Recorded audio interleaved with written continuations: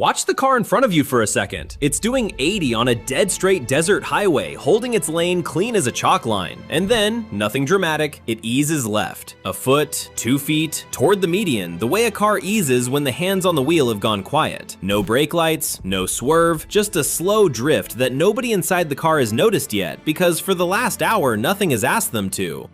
That's a microsleep, 2 seconds where a tired brain closes its own eyes without asking permission. 2 seconds sounds like nothing, blink and it's gone. But do the math the desert does. 2 seconds at 80 miles an hour is nearly 300 feet of highway traveled by a car with no one driving it. The length of a football field. Empty seat, moving car. Now here's the part that should stop your thumb.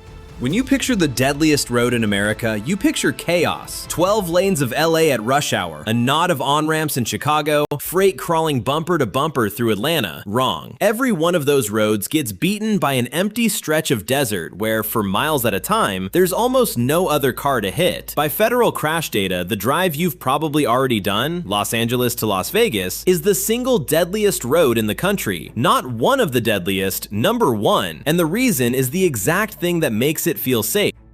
Stay with me because there's a specific moment on this drive when the road feels its safest, and that's the moment it's already reaching for you. I'll show you exactly when it arrives. There's also one kind of crash out here that kills people who did absolutely nothing wrong, and we'll get to that too. But first, you need to see who this road takes, because it isn't who you'd guess. A family from Santa Monica.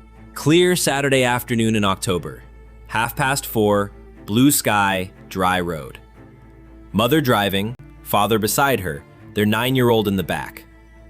Near a mile marker they'd passed 100 times, the car drifted left. Slow, quiet, exactly like the one you just watched. Found the guardrail, then a concrete wall, and stopped. All 3 of them died there in the open sun. No drunk driver, no blown tire, no storm. Nothing you'd even call a mistake. Just a straight road doing the one thing straight roads do to a human brain. Hold that against the numbers, because the numbers are almost absurd.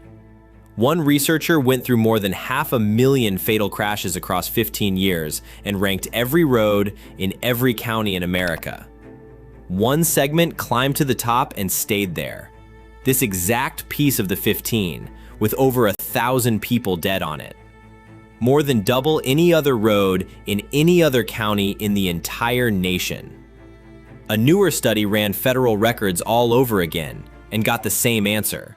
Same road, still first. Ahead of every crowded freeway in every major city in the country. A road through almost nothing, killing more people than roads through everything. An engineer who's driven it many times shrugged and said, "It's not really the road's fault, it's a straight shot through the desert where you can see for miles and miles." People repeat that like it's reassuring. It isn't. You can see for miles and miles is not a comfort. It's the weapon. And to understand how it kills, you have to take the drive. Because this road doesn't hand you its dangers all at once. It hands them to you one at a time at exactly the wrong milepost. So let's drive it. You climb out of the basin, over the pass, down into the high desert, Victorville, then Barstow, the last real town for a long, long time. And this is where the first thing that kills you gets in the car, and it isn't the road, it's a thought. Almost every driver has the same one near Barstow. The hard part's behind me now. It's exactly backwards. Barstow isn't the halfway relief. Barstow is the starting gun. Past it, the world empties out. The exits spread apart, and the green signs stop naming towns and start naming warnings in disguise. An exit into a preserve that leads to an abandoned resort and nothing else. A town whose main attraction is a 130-foot thermometer somebody built to celebrate the heat that kills people out here. That thought at Barstow is the first lie the desert tells you, and you tell it to yourself for free. Now the road opens up, and here comes the mechanism nobody explains. Because it doesn't happen to your car, it happens to your brain. Your mind was built to notice change, movement, threat, anything new at the edge of your eye. Out here, there's nothing new. The hills on your left this minute are the same hills from 10 minutes ago, and the same you'll see 10 minutes from now. Same pale dirt, same brush, same white line unspooling toward a horizon that never gets closer. Feed a brain that much sameness and it does something reasonable. It stops watching. Eyes open, hands on the wheel, still doing 80, and some essential part of you quietly leaves the building. Highway hypnosis. And here's why it's worse than it sounds. On a city street, the drift gets caught in half a second. Something is always happening to snap you back. Out here, nothing happens. Nothing happens for a very long time. And then everything happens at once. That gap between nothing and everything is the whole road in 3 words. It's where the family from Santa Monica went. Not through a villain, not through a mistake you'd even recognize as one. Through a straight line doing to a mind exactly what a straight line does.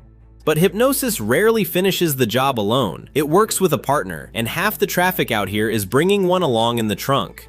Think about where you're pointed. Half these cars are aimed at a city engineered bottom to top to keep human beings awake. People drive out on Friday with a full tank of anticipation and 0 fatigue. It's the drive home that fills the crash logs. Sunday, running on almost nothing, too much weekend still in the blood, 4 hours of empty desert between them and their own bed, and one animal urge: just be home. So they push. They tell themselves they're fine because they've made it before. And here's the cruel part: the road agrees with them. A twisting mountain road punishes a tired driver early and gently. It throws a curve and forces a choice: wake up or slow down. This road never asks you for anything. It lets you steer with 2 loose fingers for an hour. It lets you coast. It strips away every small demand that would have kept a fading brain in the room, and then, at the one moment you finally stopped watching, it hands you the whole bill at once. That's what makes fatigue such a good killer. It doesn't feel like danger. It doesn't hurt. It doesn't warn you. It just narrows you, dulls you, and eventually closes your eyes for the 2 seconds we started with. Remember the football field of highway with the empty seat? This is the road that was built to give you those 2 seconds and ask nothing in return.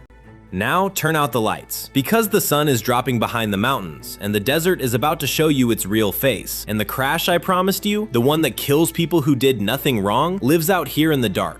City night is dim orange. It has a glow, a horizon, lit windows for your eyes to hold. This has none of it. When the sun goes, the Mojave goes genuinely black, and your whole world collapses into the cone of your headlights and 2 red dots ahead.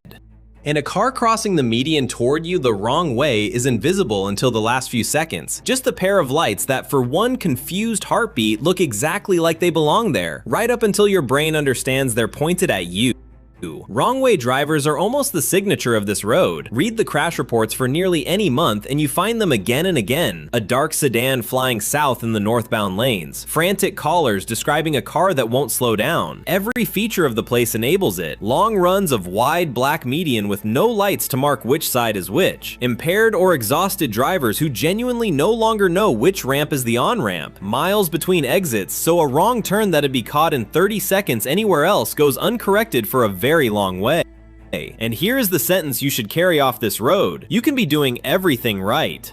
In the pre-dawn dark, a 70-year-old man was driving home in his own lane when a car came down the interstate the wrong way, headlights aimed at oncoming traffic, head on, both dead. Investigators later said that for the man driving correctly, alcohol and drugs were not a factor at all. Rested, sober, careful, killed by a stranger's headlights appearing in the last place his brain would ever look for them, closing at over 100 miles an hour combined, with almost no time to react.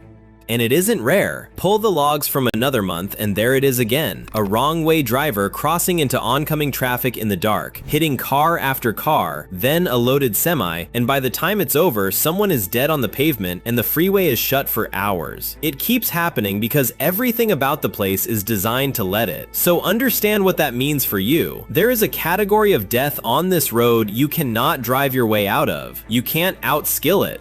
You can't outsleep it. All you can do is know it exists, keep your eyes far down the road instead of on the bumper ahead, and give yourself the 1 extra second that's sometimes the whole difference. On the deadliest road in America, doing everything right is not always enough. That should be the sign they post at Barstow instead of the thermometer. Now let me hand you the one thing worth doing something about tonight, because there's a moment on this drive that's more dangerous than all of it, and once you know it, you can't unknow it. It's the Sunday wall. When thousands of people leave the city at once, this wide open desert freeway can go from flowing at 80 to fully stopped in the space of a single hill. A driver crests a rise, still hypnotized by an hour of empty road, still carrying every bit of that speed, and finds a wall of brake lights that wasn't there a moment ago. The same emptiness that lulled them is what leaves no room to stop. Some of the worst pileups out here happen right there, in the sudden gap between total boredom and total panic, with no warning in between. So here's the rule, and it costs you nothing. On the drive home, the top of every hill is where you back off the gas and check your mirrors. Not the bottom, not the straightaway, the crest. That's the free life hack. Most people learn it a half second too late. Now the killer that doesn't even need you to crash. Summer on the floor of the Mojave runs past 110, 115. That ridiculous thermometer at Baker isn't a joke, it's a monument to a genuine threat. Heat like that is brutal on machines. A tire that was a little low, a little old, a little worn, blows out on scorching pavement at freeway speed. Engines cook on the long climbs. And when your car dies out here, your trouble is only starting. Because a breakdown with a signal and a wide shoulder is an inconvenience. But a breakdown in July with no bars, no shade, and traffic coming past your door at 80 is a survival situation.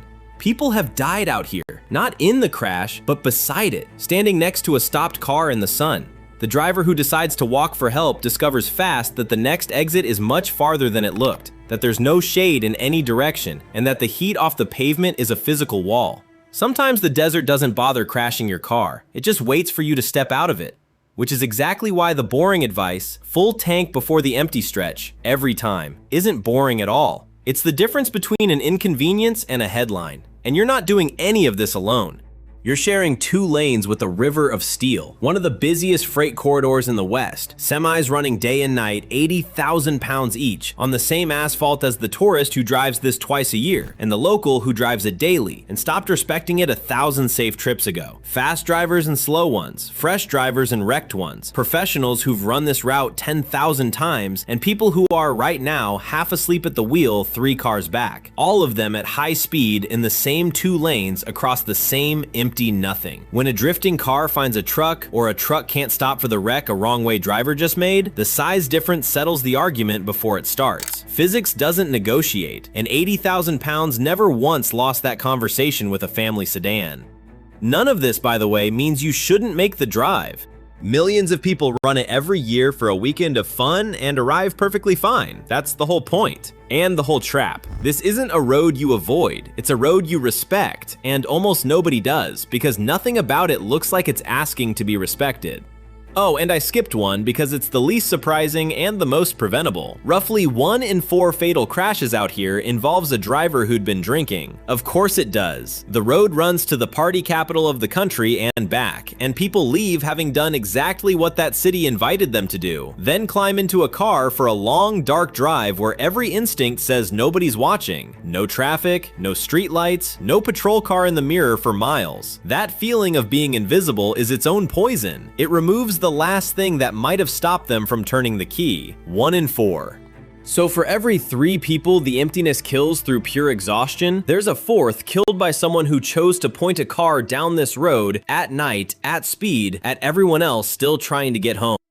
Now walk back through what you just drove and notice what actually did the killing, because it's not what you came in expecting. No hairpins, no cliffs, no ice, a straight line in the sun doing quiet work on a human brain. Highway hypnosis, riding on Sunday exhaustion, wrapped in darkness, finished by wrong way headlights or a wall of stopped traffic. Not one of those needs a bad road. They need a road that looks this good, because a road that looks dangerous keeps you sharp. The fear does your work for you. A road that looks this safe lets you soften, lets you drift, lets you believe the boring miles will stay boring, and most of the time, they do. That's the cruelest thing about this place. It rewards your complacency thousands of times before it punishes it once.